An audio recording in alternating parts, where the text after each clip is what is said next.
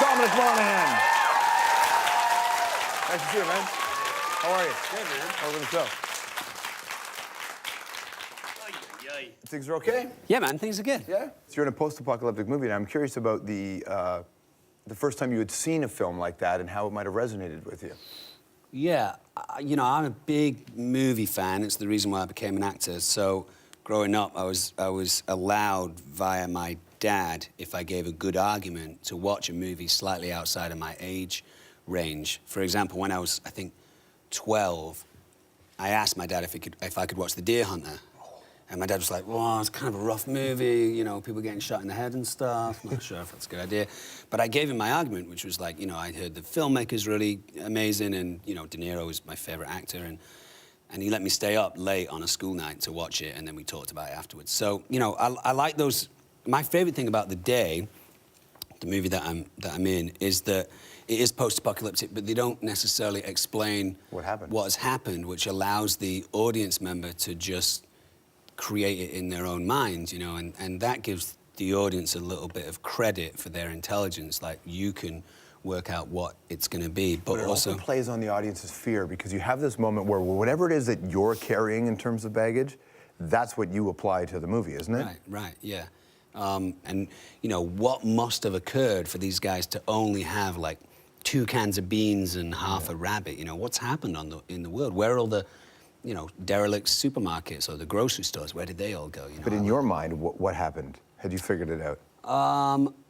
In my mind, yeah. Although if it's not necessarily 100% important for my character or for the film itself, I don't spend a huge amount of time trying to work out what happened. But I think the short answer for me was that there was some sort of nuclear winter that we were going through. You know, some large war-type event has occurred, and this is kind of the day after tomorrow, you know, that feeling of, okay, this is when we pick up and start again. I mean, it's an incredibly Cold War identity, right, to just never be sure when this is going to end. Yeah. But always be aware, you know, you still hear about bomb shelters, and you still hear about, you grew up in Germany and at a really crucial time. Yeah. The Cold War was still pretty strong. What do you remember from, you were young, but what do you remember from that time? I remember Germany being split right down the middle. You know, I was born in Berlin, lived in Germany, was very connected to Berlin, still am, still feel very connected to Berlin. And I remember that city being split between the kind of affluent West and the struggling East, and how sad that was. And we would go to Checkpoint Charlie, which was the division, and we'd go to the museum and stuff like that. And then when the wall came down, I think I was probably 10 or 11, and I remember my mom giving me a book for my birthday, because it came down a couple of days after my birthday, middle of December, and my mom gave me this book, and she was very emotional, you know, kind of crying and saying, you know, it probably won't feel like it will feel in a few years for you, but this was, you know, kind of a big deal for your dad and I, and it's close to your birthday, and...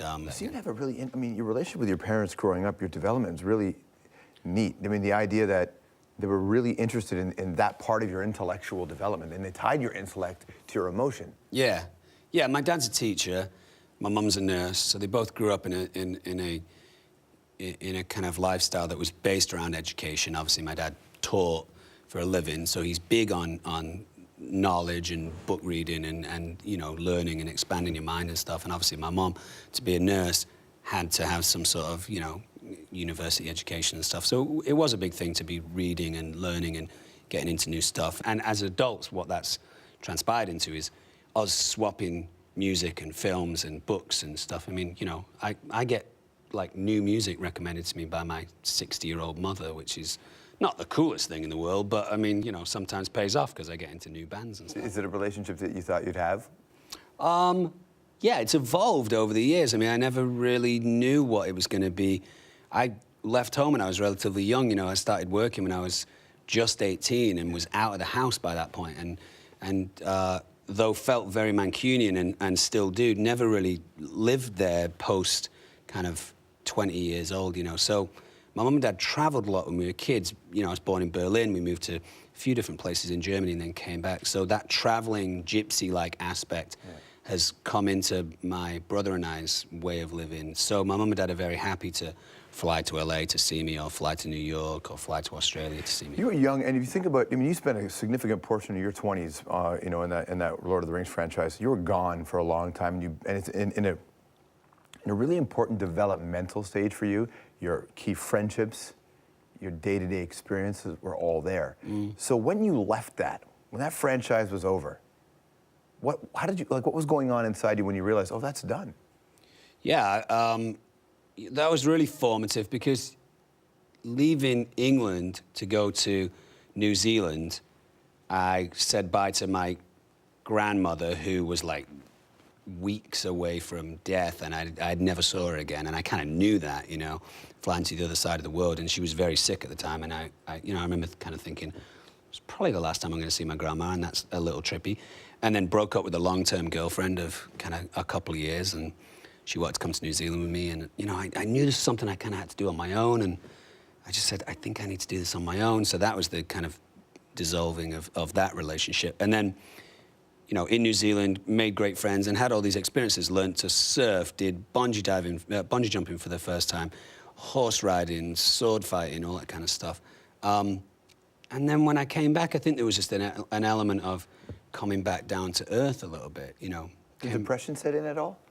Yeah, I kind of got a little lost in LA for a while, you know, drinking and drugs and the wrong, well, maybe the right women, but just at the wrong time, you know. And you perhaps handled it wrong. Yeah. But I've always kind of walked that edge a little bit, and I enjoy that, you know. I enjoy that fine line. I never really got sensible, and I don't think that really plays into the job that I do or who I need to be. I try and live a life based in a semi-play type state, because as actors, what we do is we play. I mean, we're essentially doing dress up and playtime. You know, when you're a kid and you're like, oh, let's play pirates, or let's play wizards or whatever. You know, that's all you're doing as an adult, as an actor. You're just doing it, you know, as an adult, and trying to immerse yourself in it as much as possible. So I play all day. I'm consistently playing, you know, Words with Friends on my phone. I play Scrabble all the time. I play chess all the time. I'm always playing games with people. Is part of the reason why you like the idea in your new movie that they don't really explain a lot of the stuff, is because your experience with Lost, and you're like, this is great, let's just make the audience figure half this out? Yeah, I'm really turned on by the notions of life and death and life after death and all that kind of stuff. And obviously there's death is very close to the door in the day. Yeah.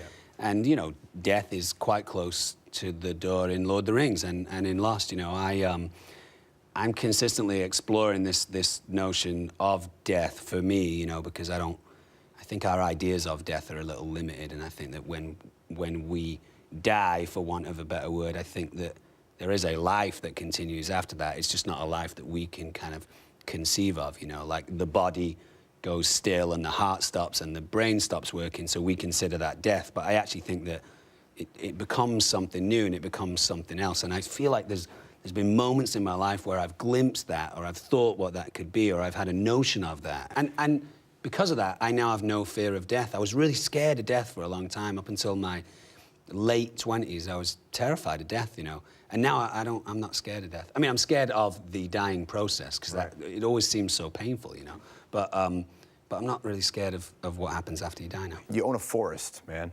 How does that happen? Yeah, I got an opportunity a long time ago to find out how much carbon I was using in the average year. And because I was flying around the world with Lord of the Rings, they told me that, unfortunately, I was using a forest's worth.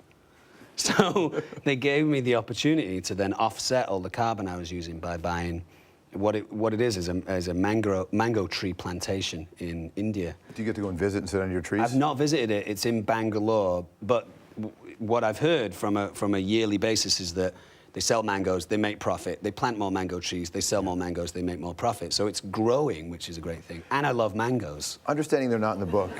Oh, it's all the wind. You do accents pretty well. Is there one accent that you simply can't do? I have a hard time with Geordie. Do you know Geordie? Do you know what that is? No, isn't that a British accent? Yeah. It's like Sunderland area? Yeah, nice. It's Newcastle. Yeah. Where... Oh, they have a big rivalry, don't they? Yeah, Newcastle and Sunderland are huge. So that's difficult because it's a very peculiar sounding thing. But I'm relatively all right with like accents around England and you know, New Zealand and South African and stuff. Do Canadians have accents? You guys do have accents. I mean, you guys say A, right? And yeah, you guys have like my understanding of Canadians is that you have the best elements of the kind of British Empire, the old British Empire, and then the good elements of America without the bad elements of both. You know, you guys have all like you guys drink like English tea and eat all our biscuits and all our sweets and candy and stuff. But then if you're waspy, for sure you do. Yeah. I like that. You can go get like you know wine gums and stuff in Canada. You can't get that in America. Speaking of Canadians, you worked with a Canadian actor who's been on the scene for quite some time, Sean Ashmore. What was that like? What's he like? Yeah, he's all right. I mean, it was a tough shoot, you know. So I think he's probably tired a lot, you know. So he was. What do you mean tired? He's late quite a lot on to work and. You know, a little moody. I think most of the... If you were to be asked, like, a one-word description of Sean, it would probably be, like, moody. Or, well, I'd describe him... In a word, I'd probably describe him as, like, dick, you know?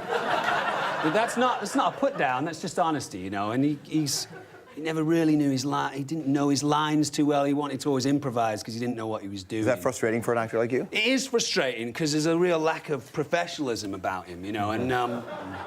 But that's you just have to deal with that. Big egos, you know. All actors have big egos, and he had a very large ego. Have you ever pranked him? Never pranked him.